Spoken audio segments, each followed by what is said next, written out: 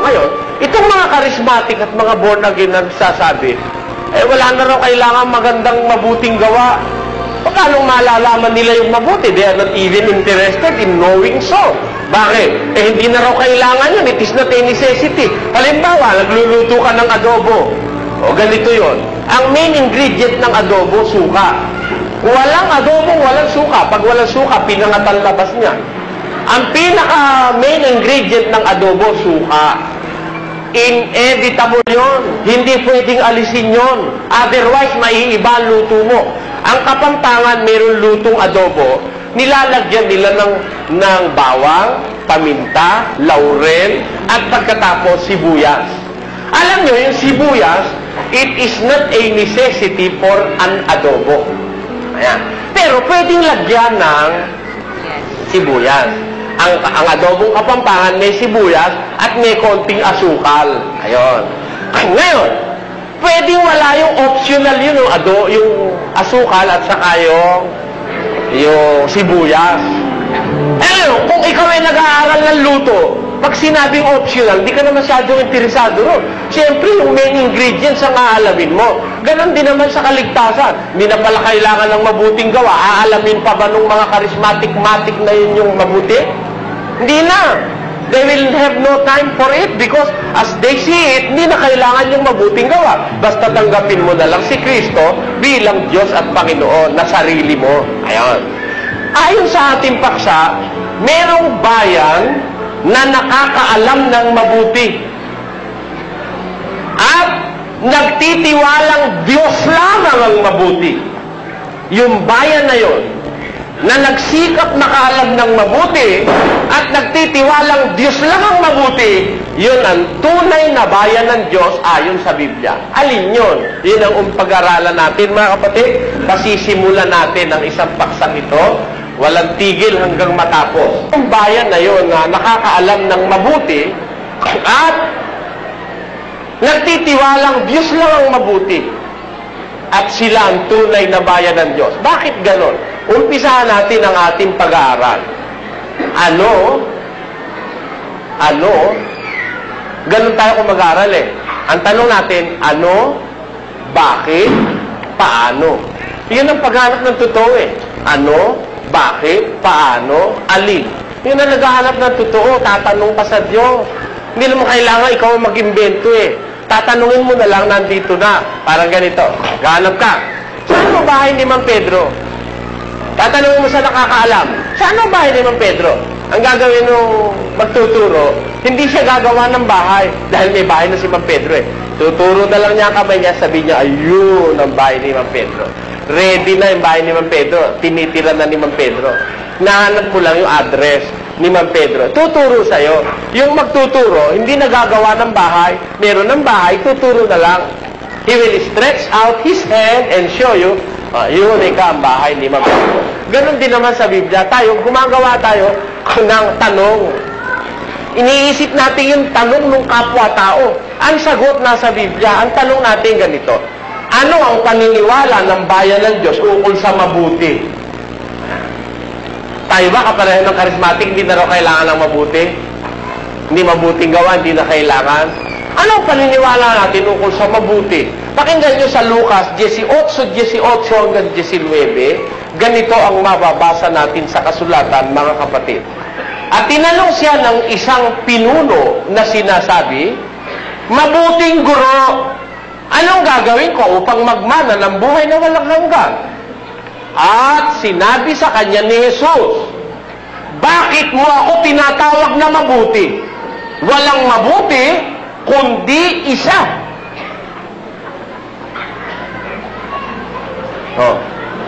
Nagtanong yung pinuno eh, mabuting guro, ano kailangan ko para ako'y magmana ng walang hanggang buhay?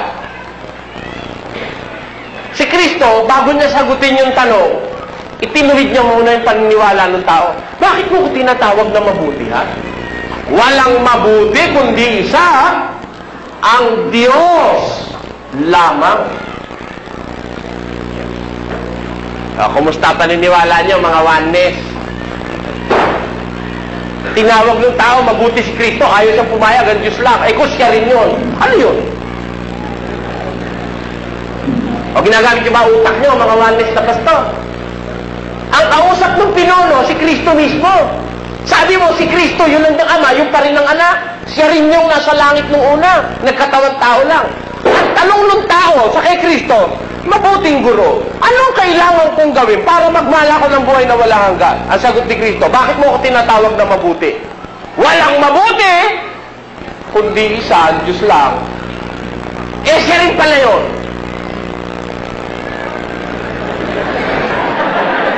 Naintindihan niyo? Meron bagay, kahit hindi mo paliwanag, pag matalino kausap ko, naintindihan na eh. Kung siya yun, bakit naman tumanggi siya, hindi siya mabuti? Niluloko niya ba yung tao? Hindi matino isip ng Kristo nyo, no? Yung Kristo ng mga oneness, yung dating Kristo ni kapatid na Maria Manlangit, hindi matino isip. Bakit? Siya na rin pala yung ama. Nung tawagin siyang mabuti, ayaw niyang pumayag dahil isa lang daw ang mabuti, yung ama, eh, siya rin pala yun. Etc., etc., etc. Ayun. Sa matalino nakikinig, naintindihan yung punto ko. Kaya doon sa salita ni Kristo, bakit mo ako tinatawag na mabuti? Isa lang ang mabuti. Walang mabuti kundi isa. Ang Diyos lang. Yun lang ang mabuti. Teka muna. Panginoong Jesucristo, ikaw ba hindi mabuti? Sabi mo, walang mabuti kundi isa, ang Diyos lang. Eh, ikaw ba hindi mabuti? Basahin nga natin sa 10:11 ng Juan. Pakinggan nyo ang sinasabi kay Juan 10:11. Babasa ko, ano? At sinabi ni Jesus, ako ang mabuting pastor. Ibinibigay ng mabuting pastor ang kanyang buhay dahil sa mga tupa. O, kita mo, dito. Siya ngayon ang may pahayag. Ako ang mabuting pastor. May mabuti pala siyang pastor. Eh, bakit kanina nung tawagin siyang mabuting guro? Ayaw niyang patawag na mabuting guro. Sabi niya, iisa lang ang mabuti. Ang ama lang. Bakit ngayon sinasabi niya rito, ako ang mabuting pastor. Ibinibigay ng mabuting pastor ang kanyang buhay dahil sa mga tupa. O ano ngayon yun? O, kasi, intindihin niyo mga kapatid, mga kaibigan, mga kapitbahay, mga kapwa-tao, mga kalaban, mga kaibigan, eto, intindihin niyo. Nang tawagin si Kristo, mabuting guro, nagpakilala siya na, bakit mo ako tinatawag na mabuti? Isa lang ang mabuti. Ang Diyos lang. Ayan. Ayaw niyang patawag na mabuting guro. Ba't kaya, Panginoon Jesucristo, ba't naman ayaw mong patawag na mabuting guro? Miyam-miyang konti, tinawag mo sarili mo mabuting pastor. Bakit? Imbestigahin natin ang Panginoon. Tingnan natin kung sino nga ang mali. Kung yung Diyos, kung si Kristo, o kung yung nagbabasa ng Biblia, na nagkakakontra-kontra raw ang Biblia. Ang Biblia raw, mali-mali, kontra-kontradikyon. Tandaan mo, sabi ni Kristo, kapatid, nung tawagin siya mabuting guro, ayaw niyang pumayag, isa lang ang mabuti, ang ama lang, ang Diyos lamang, sabi niya. Pero sinabi niya, mami ang kaunti, sinabi niya, ako ang mabuting pastor. Tanungin nga natin, ba't ka ayaw pumayag, Panginoon, na ikaw ay mabuting guro? Bakit? Basahin natin ang dahilan. Sa 7:16 ni Juan, ganito ang sinasabi ng kasulatan, mga kapatid. 7:16. Sinagot nga sila ni Jesus at sinabi, ang turo ko ay hindi akin, kundi doon sa nagsugo sa akin. Ano sabi ni Kristo? Ang turo ko hindi akin. Kanino? Doon sa nagsugo sa akin. Ayun. Tama ba ngayon yung sabi niya? Tinawag siya, mabuting guro. Ayaw siya pumayag. Bakit? Eh, alam naman niya yung turo niya, hindi kanya. Doon sa nagsugo sa kanya. Kaya, kung mabuti man siyang guro, ang tawag mo, may itinuturo siyang tama na mas mabuting guro. Kanino? Yung nagturo naman sa kanya, yun ang mabuting guro at nag-iisa yun kasi pati siya tinuruan nun. Okay? Di ba? Pati siya tinuruan nun eh. Dahil sabi niya, ang turo ko hindi akin, kundi sa amang nagsugo sa akin. Kaya nung tawagin siya, mabuting guro, hindi siya papayag. Dahil alam niya na may nagturo sa kanya na yun ang pinakamabuti sa lahat ng guro. At ang sabi niya, yun lang ang mabuti. Tama naman yun eh. Tama, isa lang naman ang mabuti. Si Kristo hindi masasabing siya ang isang mabuti. Kaya nga magkaiba yung ama at ang anak eh. Hindi masasabing si Kristo ang isang mabuti. Ang ama ang isang mabuti. Eh bakit niya sinabi siya ay mabuting pastor? Ganito yan. Panoorin niyo mga kapatid. Panoorin niyo. Si Kristo mabuting pastor. Ibig sabihin ng mabuting pastor, taga-akay ng tupa. Ibinibigay ng mabuting pastor ang kanyang buhay dahil sa tupa. Eh sino ba ang isinugo ng ama para magbigay ng buhay niya dahil sa tupa? Mamatay. Hindi ba si Kristo? Kung ang ama ngayon yung mabuting pastor, lalabas namatay ang ama. Di ba? Na hindi pwedeng mangyari at lalabagin sa Biblia. Sapagkat ang Diyos ay walang kamatayan. Eh si Kristo, bakit namatay? Nagkatawang tao sinugo para mamatay. Kaya siya nga ang mabuting tupa. Dahil yung mabuting tupa, mabuting pastor, ibinibigay ng mabuting pastor ang kanyang buhay dahil sa tupa. Yung ama, hindi pwedeng gawin ng ama yon. Bakit? Eh, wala nakatakda sa plano na ang Diyos ang mamamatay mismo. Yung anak niya ang mamamatay. Isasakripisyo niya yung anak niya, hindi siya ang magsasakripisyo yung mamatay. Di ba? Kaya siya, ang ama, mabuti siya. Mabuti siyang ano? Eto, siya lang ang mabuti. Eto yon. Mabuti siyang ama. Tama? Mabuti siyang manlalalang. Tama? Mabuti siyang Diyos. Tama? O, kay Kristo ba, i-apply mo yung mabuti siyang ama? Hindi pwede. Dahil may tatay siya. O, na mas mabuti sa kanya. O, di ba? O, kaya hindi ma-i-apply yung salitang mabuti kay Kristo. Pero bakit sinabi ni Kristo, siya ay mabuting pastor? O, natural. Pwede mo sabihin, ako mabuting tao. Pwede ko ba sabihin, ako'y mabuting tao? Kayo ba, pwede nyo ba sabihin kayo mabuting tao? Natural. Pero para sabihin mong mabuti ka, nakikihati ka sa Diyos. Pero pag sinabi mong mabuti kang tao, pwede. Dahil ako'y tao, ang Diyos ay Diyos.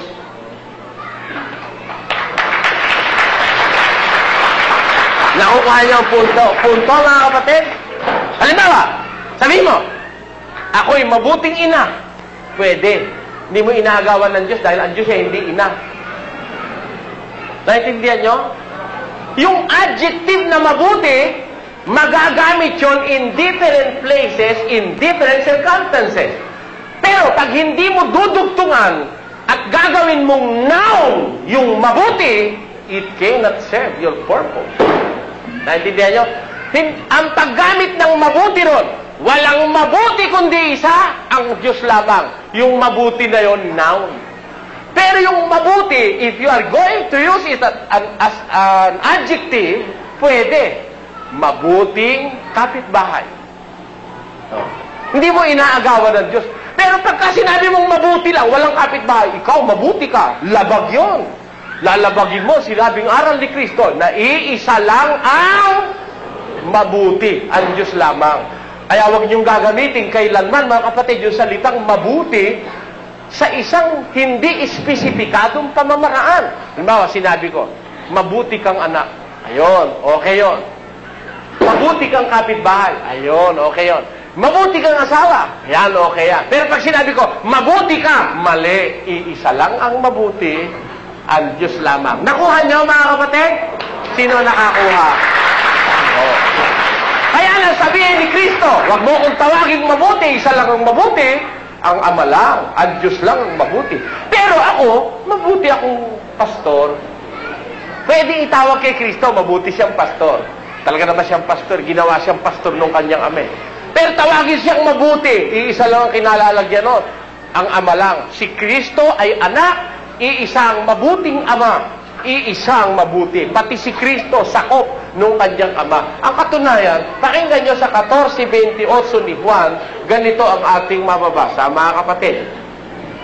Narinig ninyo kung paanong sinabi ko sa inyo, papanaw ako, at paririto ako sa inyo. kung ako'y inyong iniibig, kayo'y magagalak dahil sa ako'y pasasa Ama, sapagkat ang Ama ay lalong dakila kaysa akin. Kita nyo? Ako'y pasasama sapagkat ang Ama lalong dakila kaysa akin. Abe, siya rin pala yung Ama, sabi ng mga oneness. Ano yan, nililigaw ka ni Kristo mo? Siya na rin pala yung Ama. Sasabihin pa niya, lalong dakila ang Ama. Sasabihin pa niya, walang mabuti kundi yung isa lang na yun. Kaya maling-mali ang pakahulugan ng oneness sa Biblia. Mali yan. Magsisi na kayo, mga pastor ng demonyo. Mga manluluko. Hindi nyo inuunawa yung salita Unawa yung salita, magkaiba yung sila kay magsisiinom ng lason. Kaya sa Diyos sa makakainom.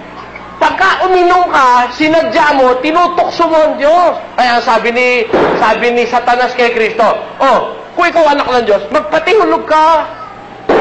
Sabi naman niya, aalalayan ka niya, di magpatihulog ka. Sagot ni Kristo, hoy, nasusulat, huwag mong tutuksoin ang Panginoon mong Diyos. Bakit? Panunukso sa Diyos yung magpatihulog ka. Hindi baling mahulog ka, huwag kang magpapatihulog sapagkat tinutukso mo ang Diyos. Ayun, naintindihan nyo? Iba yung nagpatihulog kaysa sa nahulog. Iba yung uminom kaysa sa nakainom. Ayun. Yun ang dapat natin makita. Ngayon, yung mga pastor, lalo na yung mga hindi nakakaintindi ng Tagalog, awa-awa miyembro, no, mga kapatid, bakit hindi kinukuha yung unawa sa salita? Hindi nila kumbaga sa isang scientifico, hindi nila dinidecipher yung kanilang subject.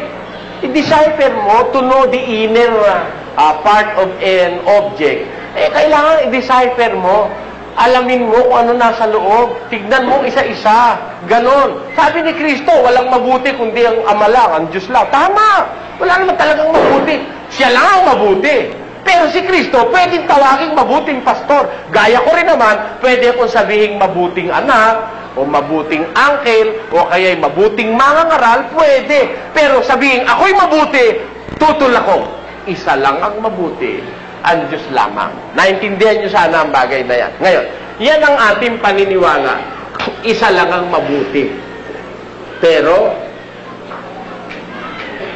paano nagiging bayan ng Diyos ang isang samahan ng mga tao? Malayo yung tanong, ano? Malayo ang tanong, isa lang ang mabuti, ang Diyos lang. Paano nagiging bayan ng Diyos ang isang samahan ng tao?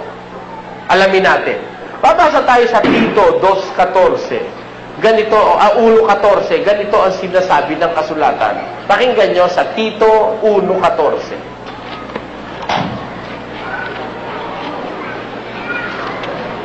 2:14 nga. 2:14. Na siyang nagbigay ng kanyang sarili dahil sa atin upang tayo'y matubos niya sa lahat ng mga kasamaan at malinis niya sa kanyang sarili ang bayang, ulitin ko, pinakikinggan niyo ba? Upang malinis ang wika niya sa lahat ng mga kasamaan at malinis niya sa kanyang sarili ang bayang masikap sa mabubuting gawa upang maging kanyang sariling pag-aari.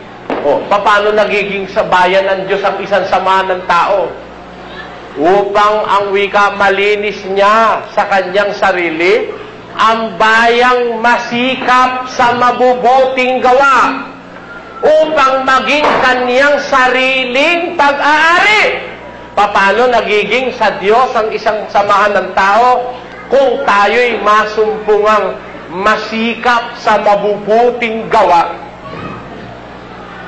Kailangan pala para tayo maging sa Diyos masikap tayo sa mabubuting gawa. Ulitin natin. Paulit mo nga, kapatid na Luz, sa 2:14. Baka nagkamali ako ng pagbasa. Pakinggan nyo. 2:14 ng Tito. Na siyang nagbigay ng kanyang sarili dahil sa atin, upang tayo'y matubos niya sa lahat ng mga kasamaan, at malinis niya sa kanyang sarili ang bayang masikap sa mabubuting gawa upang maging kanyang sariling pag-aari. Yung salitang upang, nagpapakilala ng purpose o ng layunin. Upang maging kanyang sariling pag-aari para maging sa Diyos ang isang bayan, kailangang masikap yung bayan sa mabubuting gawa.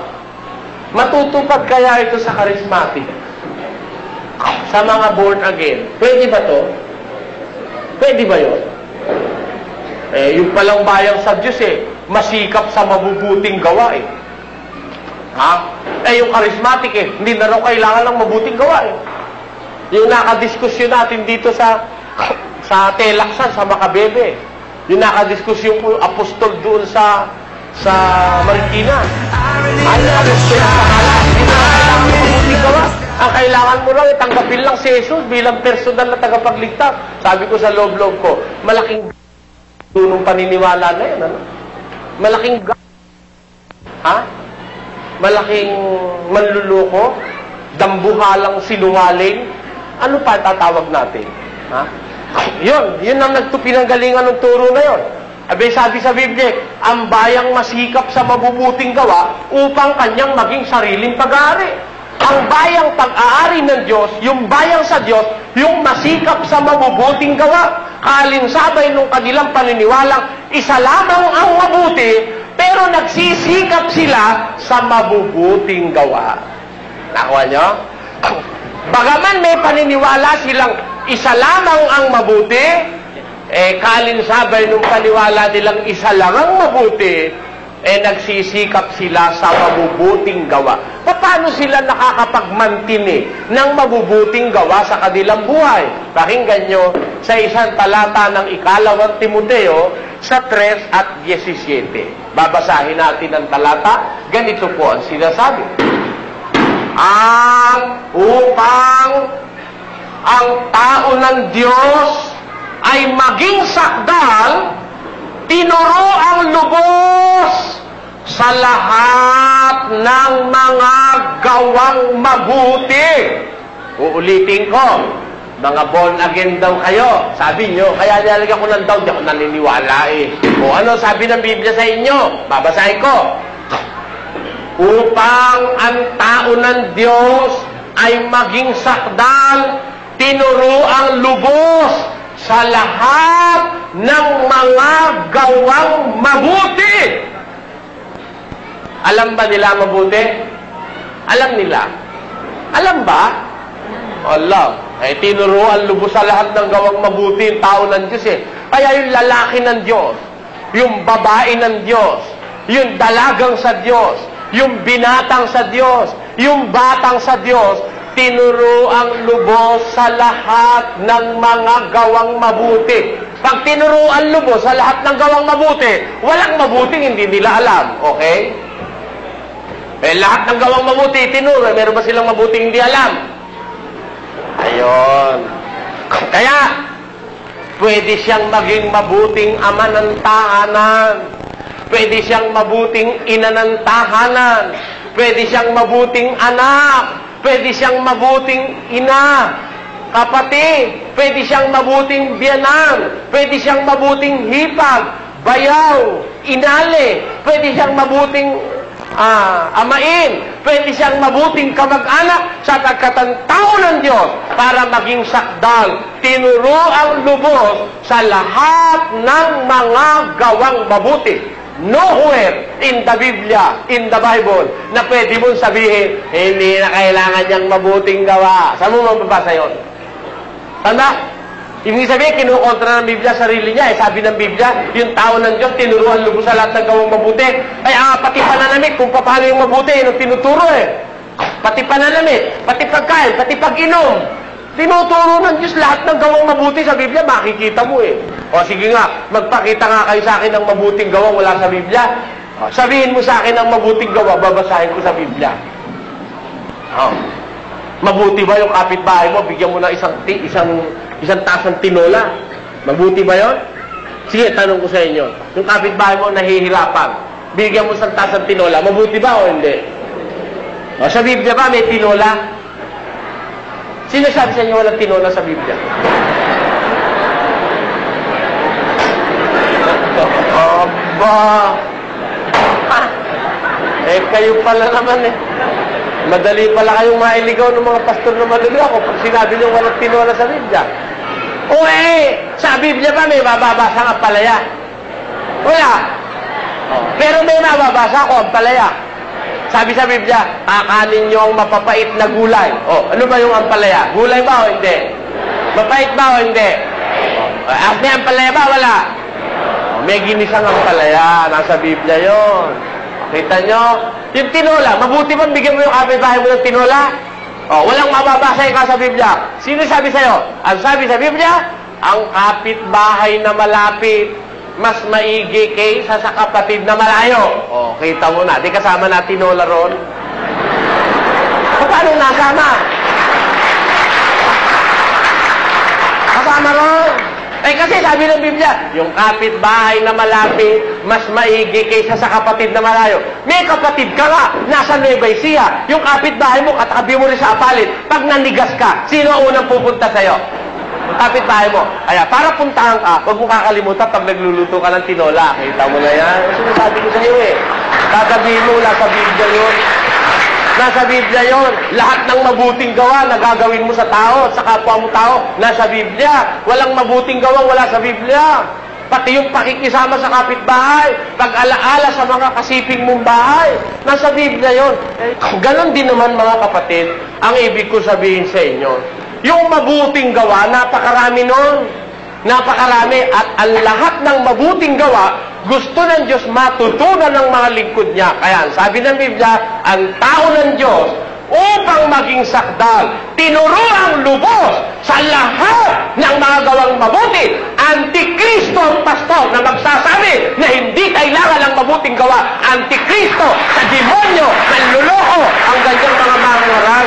Ang mga bagay ngang ito, mga kapatid, ay inianyo ko sa halimbawa sa aking sarili at kay Apolos dahil sa inyo, upang sa amin mga tuto kayo na huwag magsigit sa mga bagay na nangasusulat. Ano ang dapat matutunan ng miyembro? Matuto kayo. Sabi ni Pablo sa mga Kristiyano sa Korinto, huwag hihigit sa mga bagay na nasusulat. Kailangan ang matutunan mo, pati abuloy, nakasulat. Nakasulat ba yung love offering? Halinga. Sige nga. Nakasulat ba love offering? Patunayan mo nga may love offering sa Biblia. Saan mo nakuha yung past offering? Past offering. Saan mo nakita yung abuloy ng Santa Cena? Abuloy ng Huwebes? Abuloy ng Mr. and Mrs.? Abuloy ng Division? Abuloy sa anibersaryo? Saan mo napagpo yan? Meron ba yan? Wala. Iginagaranti ako, lalamunan kong nag-iisa. Lahat ng pastor na humihingi ng abuloy ng Huwebes, tawagin nyo. Patutunayan ko, wala sa Biblia ang abuloy ng Huwebes. Kung wala sa Biblia, dinadagdagan nyo yung nakasulat. Kung dinadagdagan nyo, nagpapayamang kayo. Di ba? Nagtitipon ba kayo? Hindi. Nagtitipon nga. Bawal ni Kristo yan.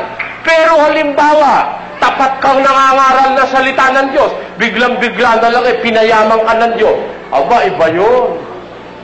Kaya itong mga ito nakikinig uli-uli, pagpapalag kayo, mga pastor ng matik-matik, pagpapalag kayo, unawain niyo sinasabi ko. Bakit ka pwede? Masama ba kayo yumaman? Hindi ka, masama. Talaga naman din naman masama yumaman Ang masama na sinasabi ko, masamang magpayaman ang pastor. Pero yumaman, hindi masama. Kami ngayon mayayaman Dito, hindi lang ako mayaman. Pati lahat ng miyembro rito, yung mga mayayaman, lahat pakinggan nyo sa isang talata.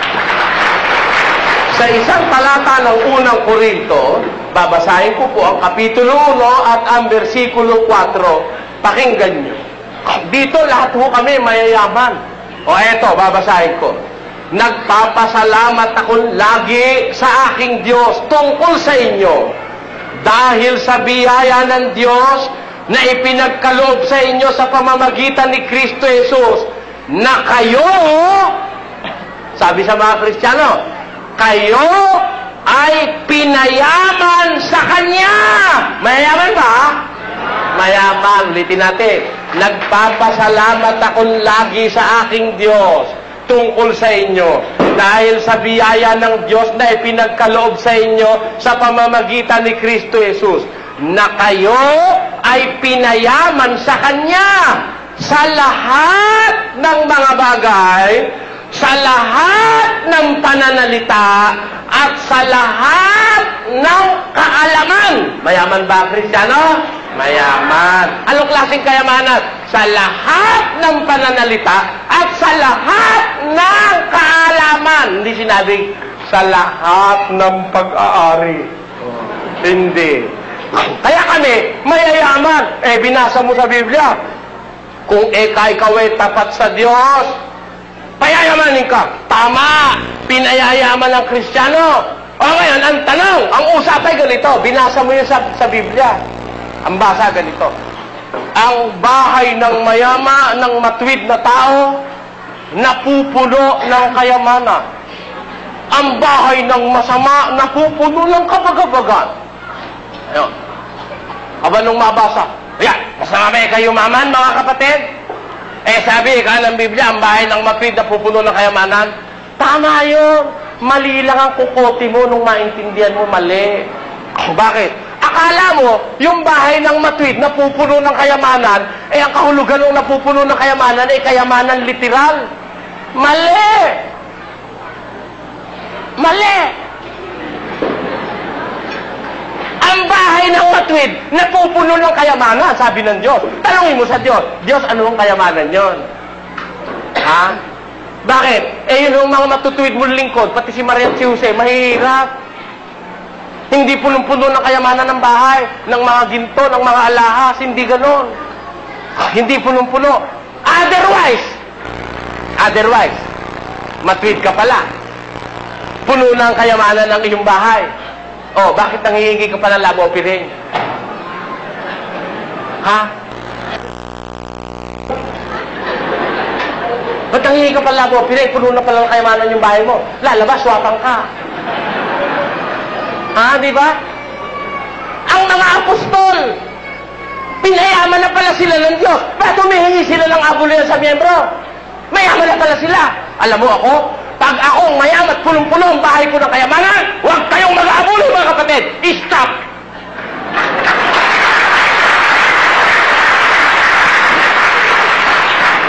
May punong-puno na eh.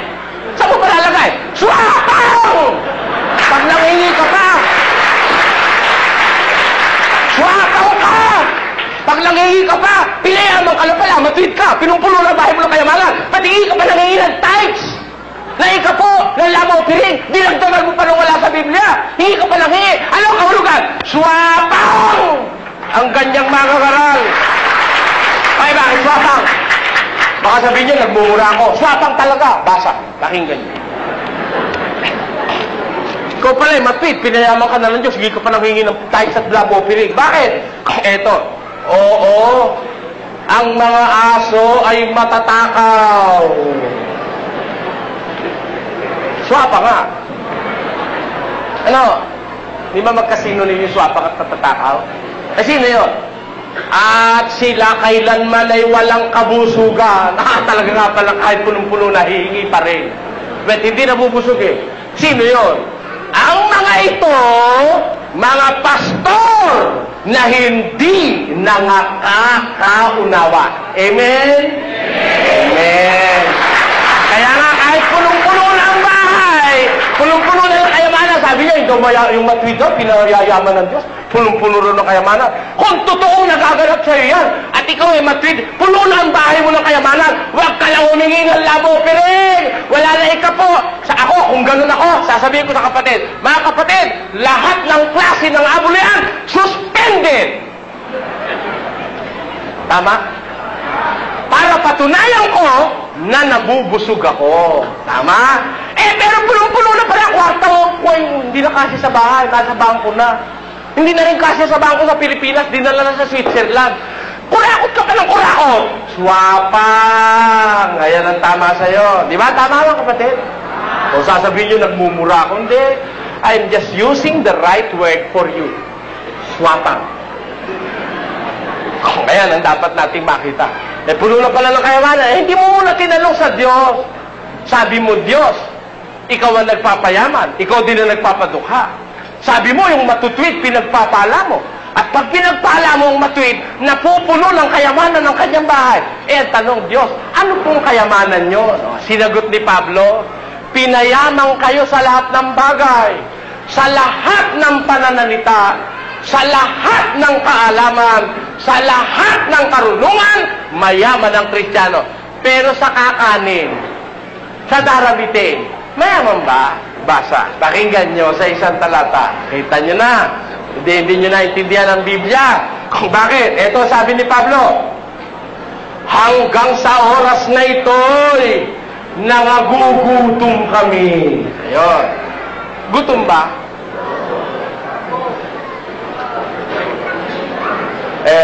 Maaari, pagka sinabi mong ito, mayayaman na, marahil laman ng pigitin, nagugutom, sira na lang ang ulo. Biro mo, marahil na palang pera marahil kayaman, nagugutom pa. Sabi ng Biblia, yung mga Kristiyano noong una, hanggang sa oras na ito, nangagugutom kami. Mga hubad, nangauuhaw, mga hubad, at mga tinampal, at wala kaming tiyak na tahanan. Paano mapupuno yung tahanan niya? Wala pala tiyak na tahanan. Okay? Naintindihan niyo ba yung katangahan ng nagsasalita na yun, mga kapatid? Ito, mga tunay na Kristiyano. Tapat sa Diyos. Walaan ng buhay dahil sa gawain. Pero sabi niya, hanggang sa mga oras na ito, nangagugutom kami. Mga hupad, mga tinampal, wala kaming tiyak na tahanan. At kami nangagpapagal na nagsisigawa ng aming sariling mga kamay.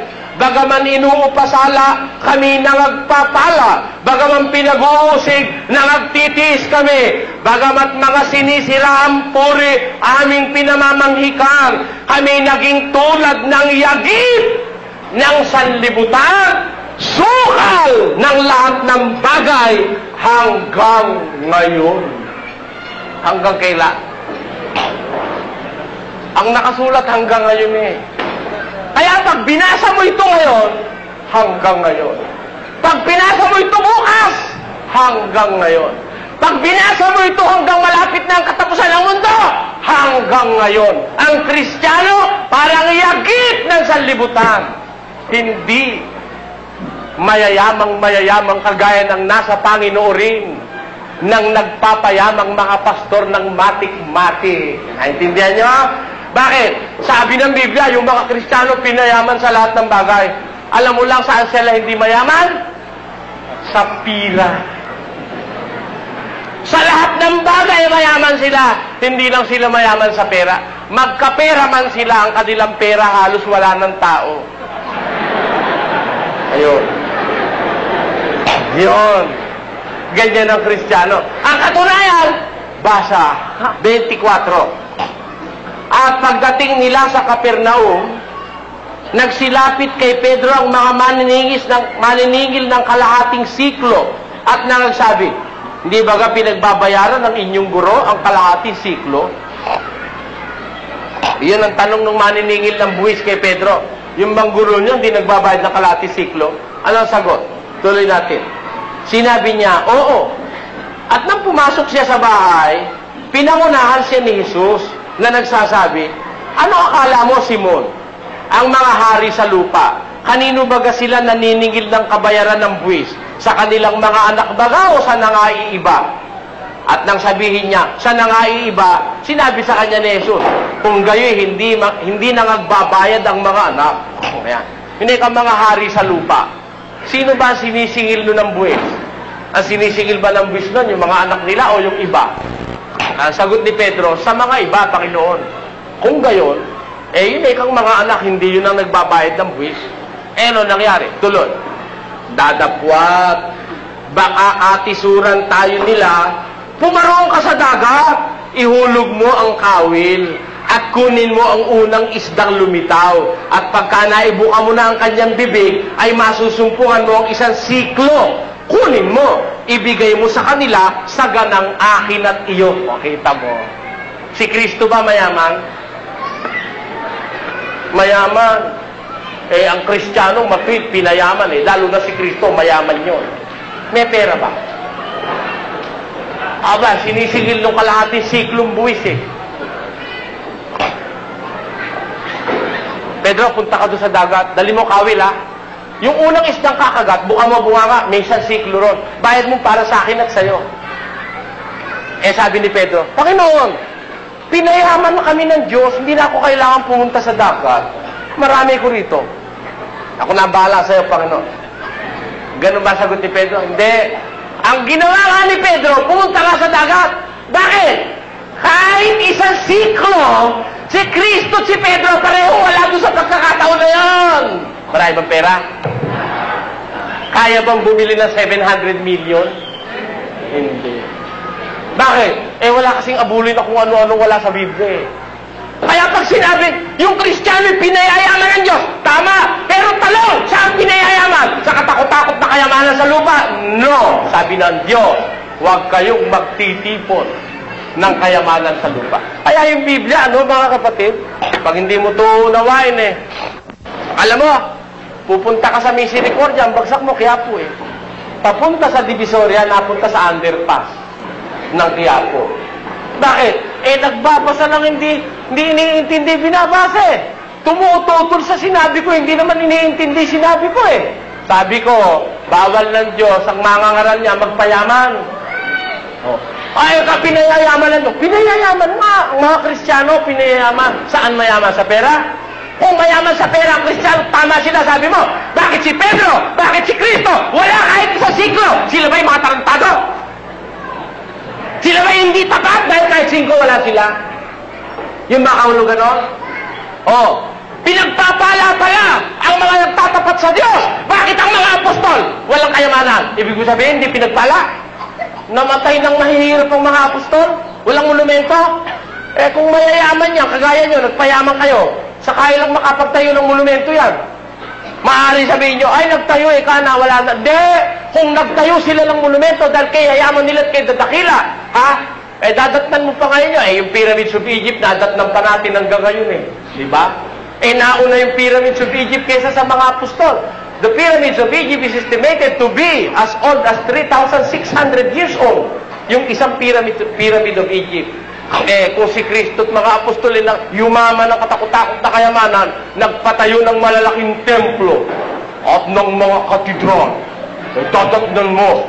Kahit giba na, at least nandun pa. Parang yung pantheon, ano?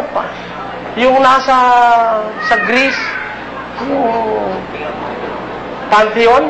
Oo. Di ba hanggang ngayon eh, yung mga pillars ng pantheon na yun eh, andun pa rin? Bagaman yun ay pagkatanda-tanda na, that is a living witness. Yung pyramids, that is a living witness, that yung architecture nila noon, eh nakararating hanggang sa ating panahon, nakikita mo, kagaya lang ng mga fossils. Bagaman walang nababasa sa Biblia, dinosaurs, yung mga dinosaurs, walang nababasa nun sa Biblia, letra por letra, pero kasama sa Biblia yon. Ang katunayan, kasama yon, meron dinosaurs, fossilized dinosaurs, na natagpuan ang archaeology sa ating panahon na ipakitang once upon a time, there lived on this earth big creatures called dinosaurs. Kahit na wala sa Biblia, letra por letra, talagang meron. Dinosaurus. Na ang ibig sabihin, kakilakilabot na mga bayawak. O, di ba? Meron nun sa isang panahon. Ganon din naman. Kung ang mga apostol, si Kristo, pinayaman talaga ng kayamanang literal at material, mayayaman ang mga unang Kristiyano, makakakita ka pa ngayon ng community ng mayayamang Kristiyano, kahit na yan ay mga gibana, makikita mo at least ang traces niyan. Pero, walang traces na si Kristo'y nagtayo. ng pagkalalaking mga tabernakulo at mga templo at mga katedral, kinuha sa tao, kinuha sa abuloy, pagkatapos yumaman na yumaman at siya ngayon ay kayaman-yaman, mahirap mo nang i-approach, hindi mo makausap dahil mayamang-mayaman na. Meron bang ganyan nangyari sa panahon ni Kristo? Wala. Hindi sila nagpayaman sa relihiyon. Hindi po ako tutol na yumaman ang isang tao. Huwag sa relihiyon. Huwag. Kung pinayaman ka ng Diyos, abay mainam. Pero nagpayaman ka, kumuha ka ng abuloy na wala sa Biblia, labag sa Diyos yan. Kaya alam nyo yung mabuting gawa. Hindi tayo dapat magkulang dyan, mga kapatid. Alam nyo kung bakit hindi tayo dapat magkulang ng mabuting gawa? Kasi ang bayang ng Diyos, para ang isang samahan ng tao maging sa Diyos, matawag na talagang bayan ng Diyos. Ang sabi sa Biblia, ang bayang masikap sa mabubuting gawa upang kanyang maging sariling pag-aari. Ayan. Paano tayo magiging masikap sa mabuting gawa? Ang mga tao ng Diyos upang maging sakdal, tinuro ang lubos sa lahat ng mga gawang mabuti.